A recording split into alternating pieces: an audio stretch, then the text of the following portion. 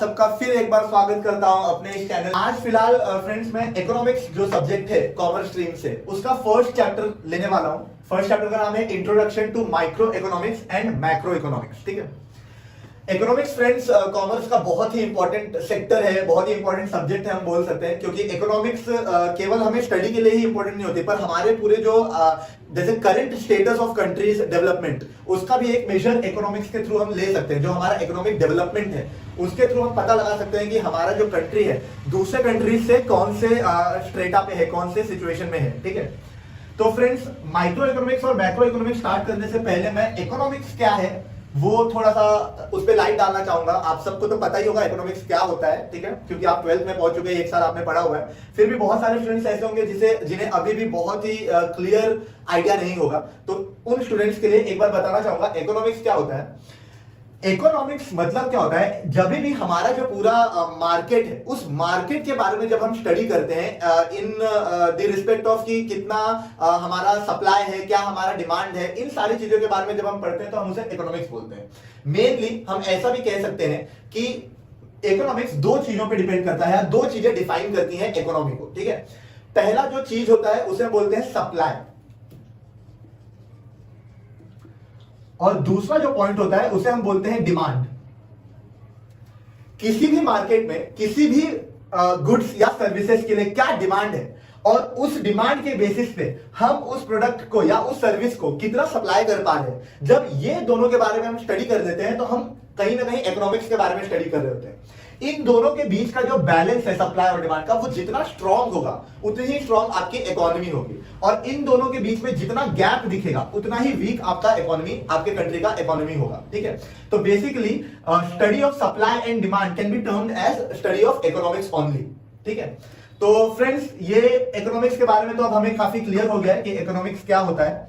इसके बाद हम चैप्टर पे आते हैं। ठीक है, तो 12th में आपको इकोनॉमिक्स में पहला चैप्टर है introduction to microeconomics and macroeconomics. ठीक है, तो फ्रेंड्स अब इसका पॉइंट टू पॉइंट स्टडी करेंगे हम, लेकिन उस स्टडी करने से पहले मैं आपको बताना चाहूंगा माइक्रो इकोनॉमिक्स और मैक्रो इकोनॉमिक्स दोनों ही टर्म्स एक दूसरे के बिल्कुल ही ऑपोजिट है, एक दूसरे के बिल्कुल ही कॉन्ट्रास्ट है। तो इन दोनों को वन बाय वन पढ़ने से बेटर है इन दोनों को अगर हम कंपैरेटिव रूप से पढ़ें तो आपको दोनों के कांसेप्ट्स काफी क्लियर हो जाएंगे, और जो कंपैरेटिव स्टडी है यानी डिस्टिंग्विश बिटवीन है बहुत ही इजीली आपका वो याद भी करने की जरूरत नहीं पड़ेगी, उसी टाइम याद हो जाएगा। ठीक है, तो इसीलिए मैंने ये डिसाइड किया हुआ है कि इस चैप्टर को हम कंपैरेटिव स्टडी के रूप में पढ़ेंगे, यानी एक साइड माइक्रो इकोनॉमिक्स और एक साइड मैक्रो इकोनॉमिक्स। तो फ्रेंड्स पढ़ना है। ठीक है, तो ऐसे डिवाइड किया हुआ है चैप्टर को। माइक्रो इकोनॉमिक्स और माइक्रो इकोनॉमिक्स की मैक्रो इकोनॉमिक्स की हमें सबसे पहले मीनिंग पढ़नी है, जो आपको पढ़नी है इस सिलेबस में उसको रखा गया है। ठीक है, रखा गया है क्या, ये जानना बहुत जरूरी है, क्योंकि हम दो ही तरीके से पढ़ते ही हैं इकोनॉमी को।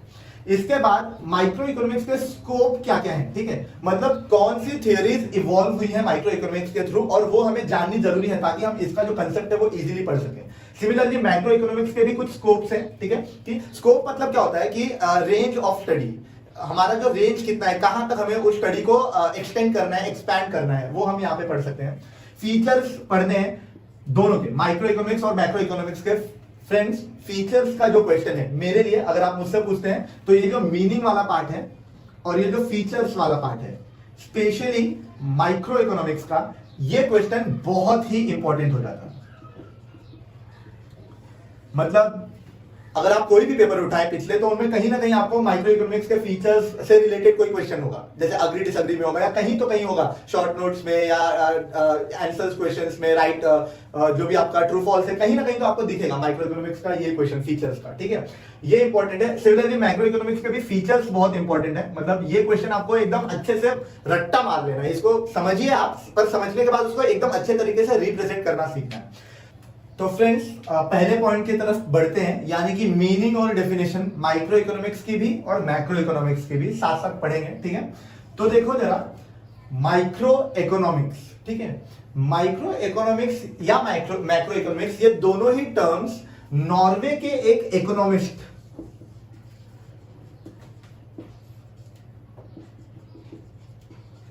नॉर्वे के एक बहुत ही फेमस इकोनॉमिस्ट थे जिनका नाम था रैगनर फ्रिस्क। इन्होंने इन दोनों टर्म्स को कॉइन किया था, यानी इन्होंने इन दोनों टर्म्स को इंट्रोड्यूस किया था पूरी दुनिया के सामने रैगनर फ्रिस्क, ठीक है, नॉर्वे के इकोनॉमिस्ट थे वो, ठीक है। तो उन्होंने क्या बोला, उन्होंने बोला पूरा जो इकोनॉमी है उसको दो तरीके से पढ़ा जा सकता है, क्योंकि एक इकोनॉमी को बनाने के लिए बहुत सारे फैक्टर्स की जरूरत होती है। जैसे अगर समझिए मैं मेरे कंट्री का इकोनॉमी, इंडिया की इकोनॉमी के बारे में बात कर रहा हूं, तो इंडिया का लेवल ऑफ एम्प्लॉयमेंट क्या है, इंडिया का पर कैपिटा इनकम यानी हर व्यक्ति कितना कमाता है पूरे इंडिया में, इसके अलावा इंडिया का प्रोडक्शन क्या है, मतलब टोटल प्रोडक्शन कितना है, इंडिया का टोटल हाउस होल्ड कोर्स कितना है, अगर मैं प्रोडक्शन की बात करूं तो फर्म्स, जो इंडिविजुअल फर्म्स है प्राइवेट या पब्लिक, वो कितना बना रही हैं। ऐसे बहुत सारे फैक्टर्स होते हैं जिन फैक्टर्स के वजह से इकोनॉमी खड़ी होती है, ठीक है। तो उन्होंने बोला दो तरीके से, रैगनर फ्रिस्क ने बोला दो तरीके से हम पढ़ सकते हैं इकोनॉमी को। या तो हम इकोनॉमी को डिवाइड कर दें छोटे छोटे पार्ट्स में ताकि हर एक पार्ट को इंडिविजुअली पढ़ सकें, ठीक है, या फिर हम क्या कर सकते हैं, पूरे ही इकोनॉमी के हर एक हिस्से को मिला दिया जाए और हम पूरे ही हिस्से को एज अ होल यानी कि एवरेज के तरीके से पढ़ें। तो जब उन्होंने बोला कि पूरे इकोनॉमी को डिवाइड कर दिया जाए और हर एक पार्ट को अलग अलग पढ़ा जाए, तो उस टर्म को उन्होंने नाम दिया माइक्रो इकोनॉमिक्स। क्या नाम दिया? Micro economics. और जब उन्होंने बोला कि सारे इकोनॉमी के हर एक फैक्टर को एक साथ मिलाकर हमें एज अ होल पूरा पढ़ना है, तो उसे उन्होंने क्या नाम दिया? Macro economics. उसे उन्होंने क्या नाम दिया? मैक्रो इकोनॉमिक्स, ठीक है। तो यहीं से इसका मीनिंग आता है, ठीक है। माइक्रो का जो मीनिंग है वो होता है वेरी स्मॉल या मिलियंथ पार्ट, और मैक्रो का जो मीनिंग होता है वो होता है लार्ज। मैक्रो का मीनिंग होता है लार्ज, या फिर इसे हम बोल सकते हैं एग्रीगेट। जैसा आपका 10th में रिजल्ट आया होगा तो लोग पूछते होंगे ना कि आपका कितना परसेंट आया, तो आप बोलते हैं मेरा 93.48% एग्रीगेट है, यानी टोटल मार्क्स मेरा इतना है 93.48 या जो भी परसेंटेज मार्क्स हैं आपके, ठीक है। तो ये आपका मीनिंग हो गया माइक्रो इकोनॉमिक्स का और मैक्रो इकोनॉमिक्स का, ठीक है। जब माइक्रो इकोनॉमिक्स था, यानी कि अब आप बोलेंगे कि सर या तो हम छोटा छोटा करके पढ़े, डिवाइड करके पढ़े, या तो हम होल एक साथ मिलाकर पढ़े, हमको दोनों स्टडी करने की क्या जरूरत है? जब माइक्रो इकोनॉमिक्स उन्होंने इंट्रोड्यूस कर ही दिया था, जिससे काफी इजी होने वाला था। देखिए पूरे के पूरे इकोनॉमी को एक साथ पढ़ना बहुत ही डिफिकल्ट टास्क हो जाएगा हमारे लिए, ठीक है। लेकिन इकोनॉमी को अगर डिवाइड कर दिया जाए छोटे छोटे हिस्सों में, तो वो पढ़ना बहुत इजी हो जाएगा छोटे छोटे हिस्सों में, ठीक है। जैसे एक मैंगो का जो मैंगो अगर पूरा का पूरा खड़ा खाने के लिए काफी दिक्कत होगी, लेकिन अगर उसे स्लाइस करके खाया जाए तो बहुत ही इजीली खाया जा सकता है, ठीक है। तो ये अगर था तो मैक्रो इकोनॉमिक्स लाने की क्या जरूरत थी? देखिए हमें जब एक किसी का इफेक्टिवनेस पढ़ना है किसी भी चीज का, कि वो हमारे इकोनॉमी को कितना कंट्रीब्यूट कर रही है, तो उस वक्त माइक्रो इकोनॉमिक्स पढ़ना जरूरी है। जैसे अगर मैं बोलूं इनकम, तो नेशनल इनकम कितनी है जिसकी वजह से इकोनॉमी पे क्या इफेक्ट गिर रहा है, ये हमें पढ़ना जरूरी है। तो इंडिविजुअली नेशनल इनकम पढ़ना पड़ेगा। या फिर समझिए मैंने ये देखा, ये चाहता हूं मैं कि एम्प्लॉयमेंट हमारे कंट्री में कितना है, तो इंडिविजुअल सेक्टर्स में एम्प्लॉयमेंट कितना है, रेलवेज में क्या एम्प्लॉयमेंट है, बैंकिंग सेक्टर में क्या एम्प्लॉयज है, प्राइवेट कंपनीज में क्या एम्प्लॉयज है, वो जानने के लिए माइक्रो इकोनॉमिक्स की स्टडी इंपॉर्टेंट है। लेकिन जब हम पूरे वर्ल्ड के सामने अपना डाटा लेके आ रहे होंगे, इंट्रोड्यूस कर रहे होंगे, उस वक्त हम एक एक फैक्टर्स को लेकर नहीं बता सकते।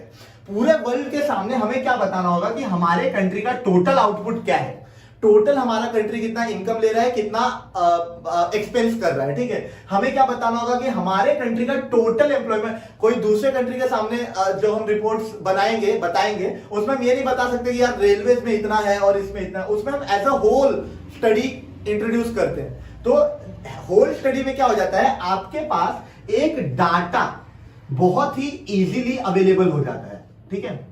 एक ओवरऑल डाटा बहुत ही इजीली अवेलेबल हो जाता है, जिसे स्टडी करना काफी इजी हो जाता है। तो स्टडी के इजीनेस के लिए मैक्रो इकोनॉमिक्स को स्टडी करना इंपॉर्टेंट है, और डिटेल एनालिसिस के लिए माइक्रो इकोनॉमिक्स को, ये जैसे आपका एक रिजल्ट हो गया 10th का मेरा रिजल्ट, तो रिजल्ट आपका होल है, ठीक है, वो आपका मैक्रो है।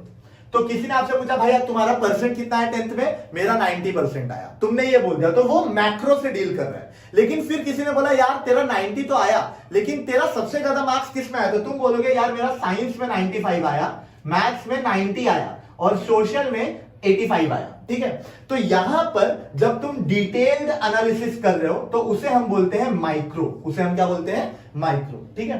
तो आपको माइक्रो और मैक्रो इकोनॉमिक्स की मीनिंग आई गेस समझ में आ गई होगी, ठीक है। एग्जाम में मीनिंग आपको वैसे मुझे नहीं लगता पूछा जाएगा, अगर 2 मार्क के लिए पूछते तो आप ऐसे इसको एक्सप्लेन कर सकते हैं, पर डेफिनेशन आपको बोलते हैं, वो फीचर्स के साथ डिफाइन करने के लिए बोलते हैं माइक्रो इकोनॉमिक्स को, या फिर आप डिस्टिंग्विश बिटवीन में भी लिख सकते हैं। तो डेफिनेशन में हम क्या बोल सकते हैं, micro economics is the study of economy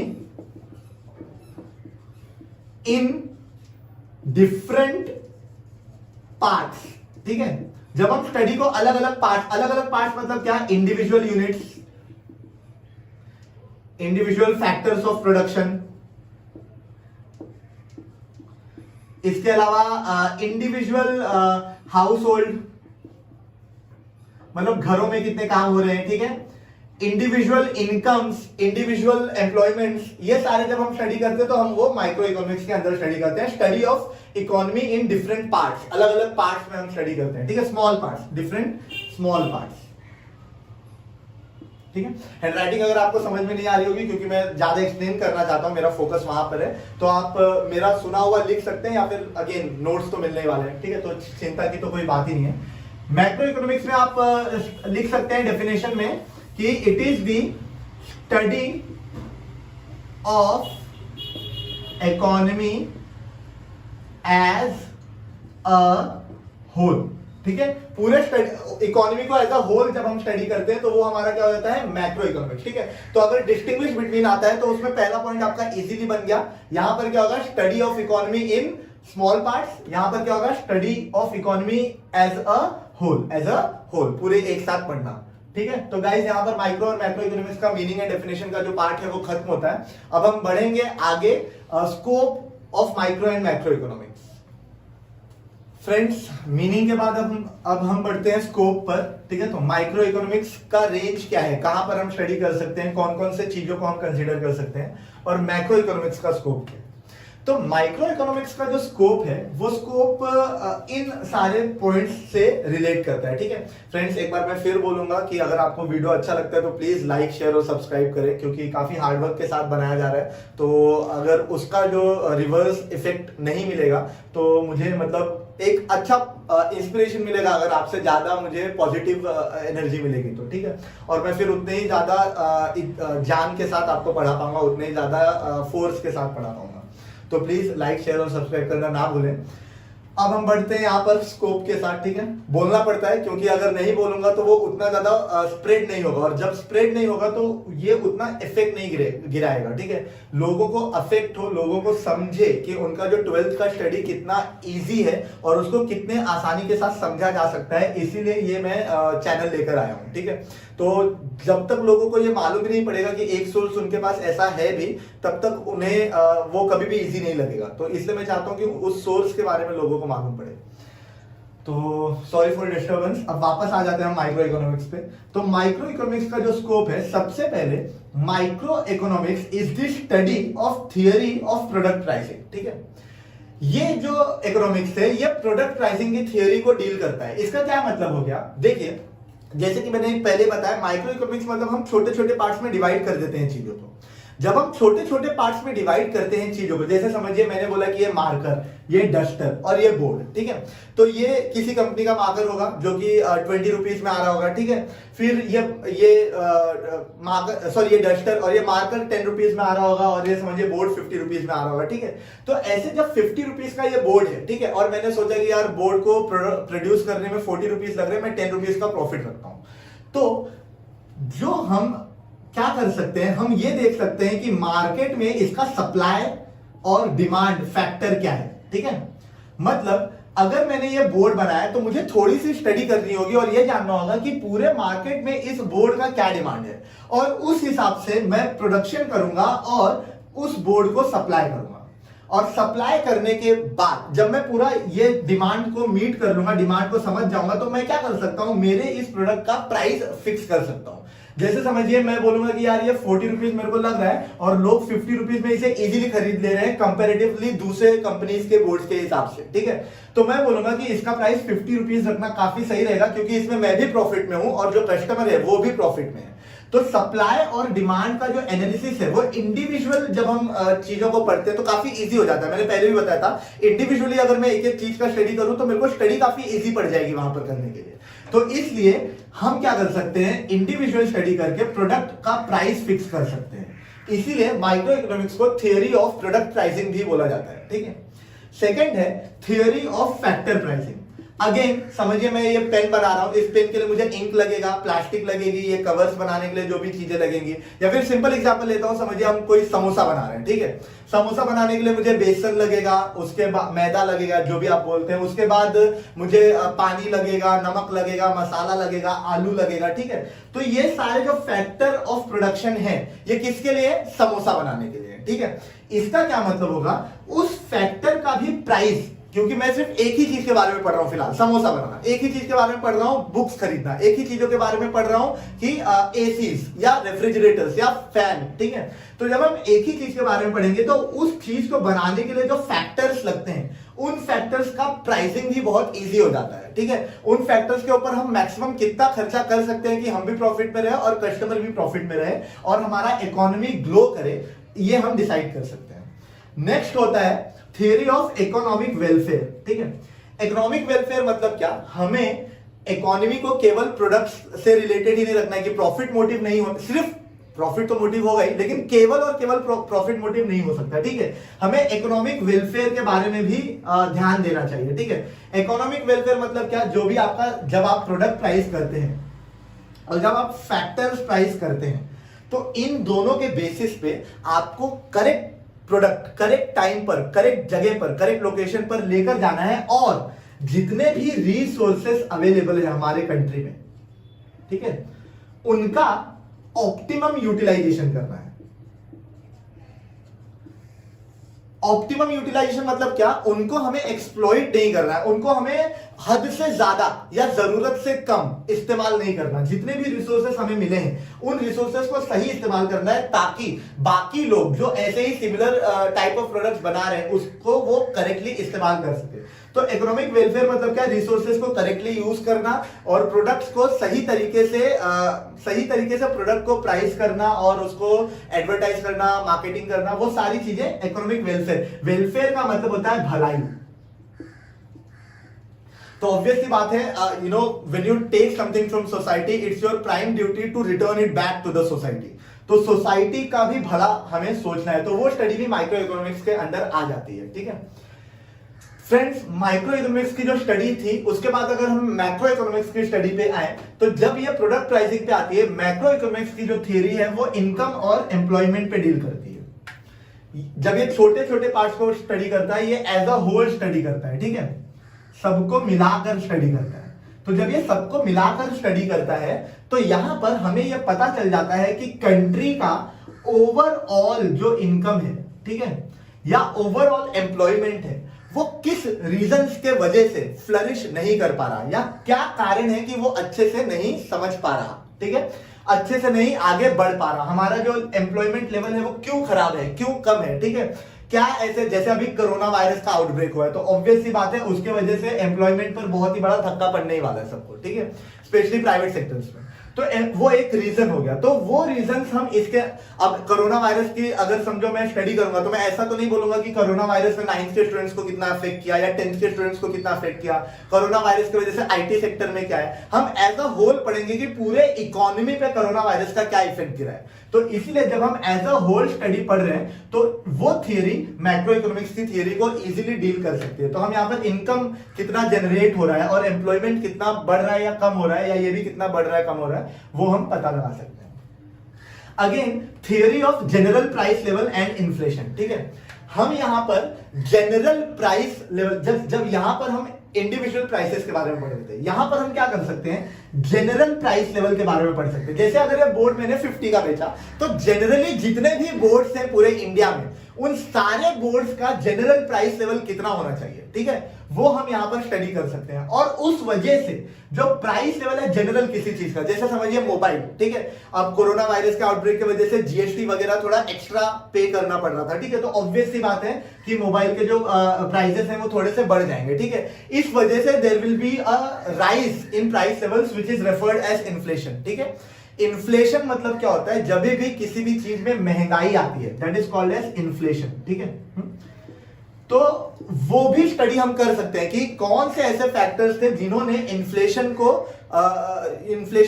rise किया है, ठीक है, या इन्फ्लेशन को लेकर आए हैं। लास्ट जो थियरी है वो है theory of growth and development, ठीक है। ओवरऑल इनकम और ओवरऑल एम्प्लॉयमेंट अगर हमारे कंट्री का अच्छा है, ठीक है, तो ऑब्वियस सी बात होगी हमारे कंट्री का ग्रोथ भी ओवरऑल बेहतर होगा, और growth is the primary step of development, ठीक है। दो तरीके के कंट्रीज होते हैं पूरे वर्ल्ड में, एक डेवलपिंग कंट्री और एक डेवलप्ड कंट्री। डेवलप्ड कंट्री वो है जिन्होंने ग्रोथ को पूरे तरीके से अटेन कर लिया है और वो अब डेवलपमेंट के फेज में जा चुके हैं, ठीक है। और डेवलपिंग कंट्रीज वो हैं जो फिलहाल इसी ग्रोथ के इंटरमीडिएट स्टेप्स पे हैं। जैसे यूएसए अब डेवलप कर चुका है, या चाइना, तो दे आर डेवलप्ड कंट्रीज, और हम अभी भी ग्रो कर रहे हैं, अपने इकोनॉमी को फ्लरिश करने की कोशिश कर रहे हैं। तो we are right now in economic growth sector, समझा क्या। तो पूरे जो लेवल है, जैसे level of production, complete level of employment, complete level of income, total अगर हम पढ़ें तो हम ये भी बता सकते हैं कि हमारा कंट्री ग्रोथ और डेवलपमेंट में कहां तक पहुंचा है। तो इस हिसाब से मैक्रो इकोनॉमिक्स की स्टडी भी हमारी कंप्लीट होती है। तो माइक्रो और मैक्रो ये दोनों ही इकोनॉमिक्स यहां पर स्कोप खत्म होता है। अब आखिरी क्वेश्चन इस चैप्टर का बचा हुआ है जो है हमारा फीचर्स ऑफ माइक्रो इकोनॉमिक्स, जो मैं अपने तो फ्रेंड्स अब हम पहुंच चुके हैं अपने लास्ट टॉपिक पे, जो है features of micro economics and features of macro economics, ठीक है। इसे हम साइड बाय साइड ही करेंगे, मतलब एक साथ पढ़ेंगे, पैरेलल स्टडी करेंगे इसके, ठीक है।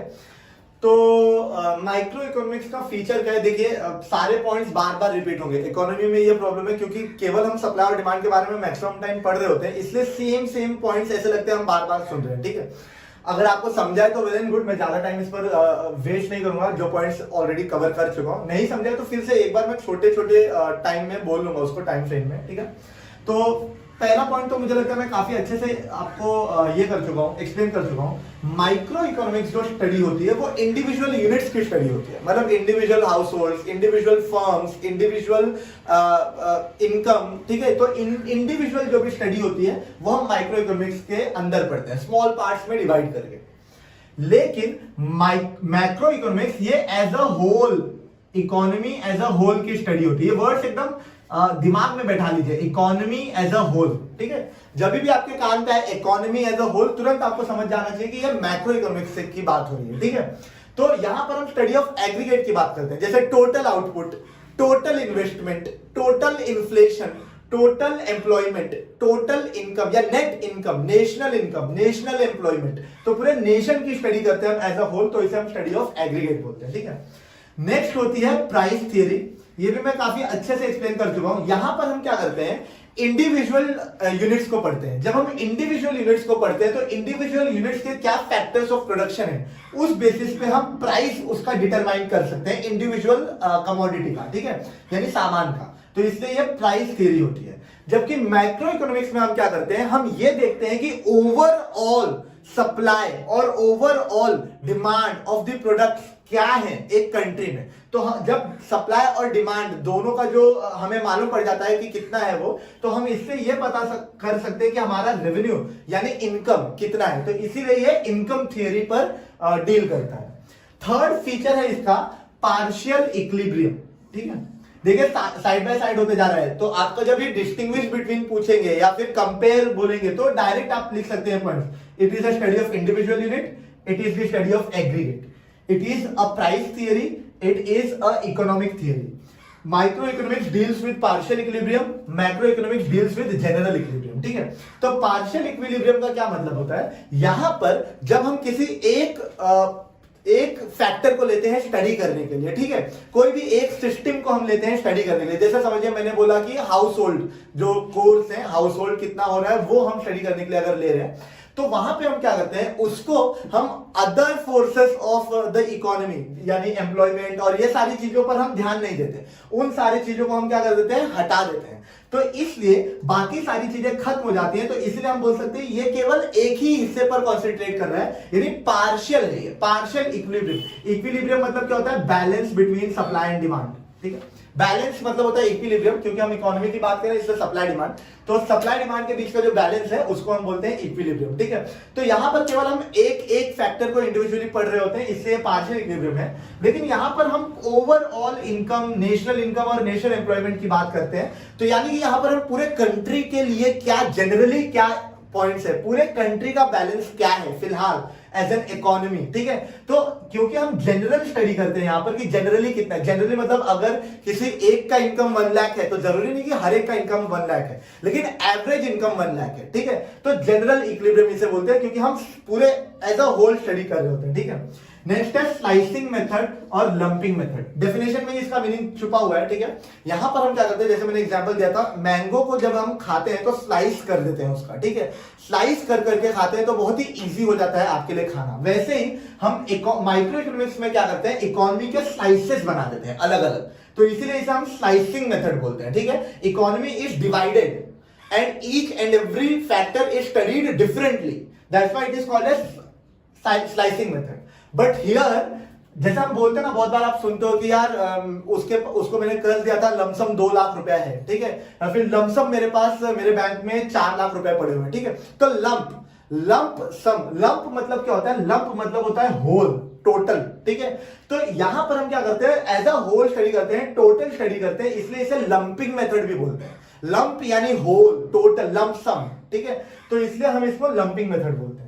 लास्ट है माइक्रो इकोनॉमिक्स का जो स्कोप है वो काफी लिमिटेड है, क्योंकि हम इंडिविजुअल फैक्टर्स के ऊपर पढ़ाई कर रहे होते हैं, तो हम ये नहीं डिसाइड कर सकते कि वो फैक्टर्स कंट्री के ओवरऑल डेवलपमेंट में कितना इन्फ्लुएंस कर रहे हैं, ठीक है। जैसे पॉवर्टी, अनएम्प्लॉयमेंट, ये सारे, पॉपुलेशन, ठीक है, पॉपुलेशन, ये सारे फैक्टर्स यहां पर हम स्टडी नहीं कर सकते, क्योंकि एक एक फैक्टर के ऊपर हम नहीं डिसाइड कर सकते कि पूरे कंट्री का ओवरऑल ग्रोथ क्या है। लेकिन यहां पर हम ओवरऑल स्टडी कर रहे होते हैं, तो यहां पर हम पॉलिसीज बना सकते हैं, ठीक है। यहां पर हम डिसाइड कर सकते हैं कि कौन से फैक्टर्स कंट्री को कंट्रीब्यूट कर रहे हैं और कौन से फैक्टर्स कंट्री को कंट्रीब्यूट नहीं कर रहे। जैसे कोरोना आउटब्रेक जब हुआ तो मई में आई गेस एक पॉलिसी 20 लाख करोड़ की पॉलिसी गवर्नमेंट ने जाहिर की थी, उन्होंने लोगों के सामने लेके आई थी। वो पॉलिसी क्यों थी, क्योंकि हमारा जो इकोनॉमिक डाउनफॉल था कोरोना क्राइसिस के वजह से, उस पूरे डाउनफॉल को रिवैम्प करने के लिए, उस पूरे डाउनफॉल को इक्वल स्टेचर पे लाने के लिए, ताकि वर्ल्ड के सामने हमारी इकोनॉमी वीक ना हो, इसलिए हमें एक पॉलिसी बनाने की जरूरत थी। जो पॉलिसीज उन्होंने 20 लाख करोड़ वर्थ की सबके पूरे कंट्री को उन्होंने डेडिकेट की थी, ठीक है।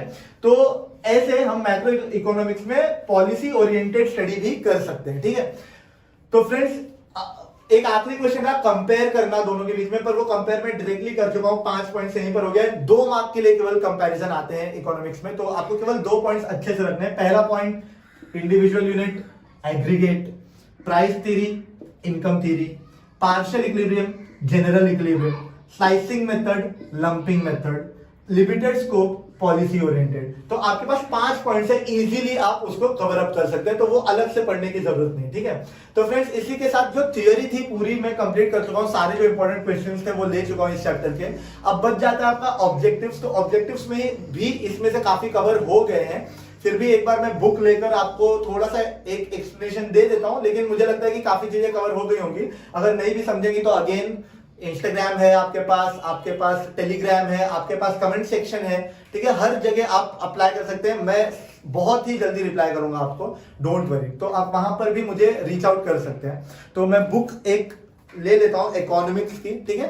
तो इकोनॉमिक्स की जो बुक है उसमें ये पहला चैप्टर है जो पेज नंबर 7 पे है, इसका एक्सरसाइज, ठीक है। तो यहां पर अलोकेशन ऑफ रिसोर्सेज के बारे में हम स्टडी कर रहे हैं, ठीक है। तो पहला choose the correct option, micro economics में हम अलोकेशन ऑफ रिसोर्सेज के बारे में पढ़ते हैं ना, मैंने यहाँ पर बताया था इकोनॉमिक वेलफेयर, जहां पर हमें रिसोर्सेज को प्रॉपरली अलोकेट करना है हर एक फैक्टर के लिए। तो वो आपका क्या हो जाएगा, the branch that deals with the allocation of resources, वो क्या हो जाएगा आपका माइक्रो इकोनॉमिक्स। फिर उसके बाद कंप्लीट द कोरिलेशन करना है। अगर जनरल इक्विलिब्रियम मैक्रो इकोनॉमिक्स के लिए है तो माइक्रो इकोनॉमिक्स के लिए कौन सा इक्विलिब्रियम होगा, पार्शियल इक्विलिब्रियम होगा। ठीक है, तो ऐसे आपको कंप्लीट करना है यहाँ पर। ठीक है, इसके बाद माइक्रो इकोनॉमिक्स ये लंपिंग मेथड में आता है या स्लाइसिंग मेथड में आता है, स्लाइसिंग मेथड में आता है, क्योंकि माइक्रो यानी डिवाइड करके हम पढ़ते हैं, तो वहां पर आप स्लाइसिंग मेथड लिख सकते हैं। ठीक है, तो ऐसे आप सारे इसमें से कंप्लीट कर सकते हैं। ठीक है, कंप्लीट कर सकते हैं। फिर भी अगर आपको कुछ भी डाउट्स होंगे तो I am ready to solve it out, तो आप मुझे रीच आउट कर सकते हैं, कांटेक्ट कर सकते हैं किसी भी तरीके से, जो तरीके अवेलेबल है फिलहाल मैंने आपको बताए हुए, तो वहां से आप देखें। तो फ्रेंड्स थैंक यू ये पूरा चैप्टर अच्छे से समझने के लिए, और जिस तरीके से आपने मेरे पहले ना सपोर्ट किया है, मैं आशा करता हूं कि इस वीडियो में और नेक्स्ट सारे वीडियोस में आप मुझे सपोर्ट करेंगे। तो friends please like share and subscribe करना ना भूलें, बार बार बोल रहा हूं, ताकि ये चैनल एक स्टेबल पॉइंट पर पहुंच जाए, जहां पर एक वाइड रेंज ऑफ ऑडियंस हो, जिसको मैं इन्फ्लुएंस कर सकूं, पॉजिटिवली इंपैक्ट डाल सकूं इस स्टडी के थ्रू। ठीक है, तो शेयर सब्सक्राइब एंड लाइक कीजिए, और फिर मिलते हैं अगले चैप्टर्स में। Thank you.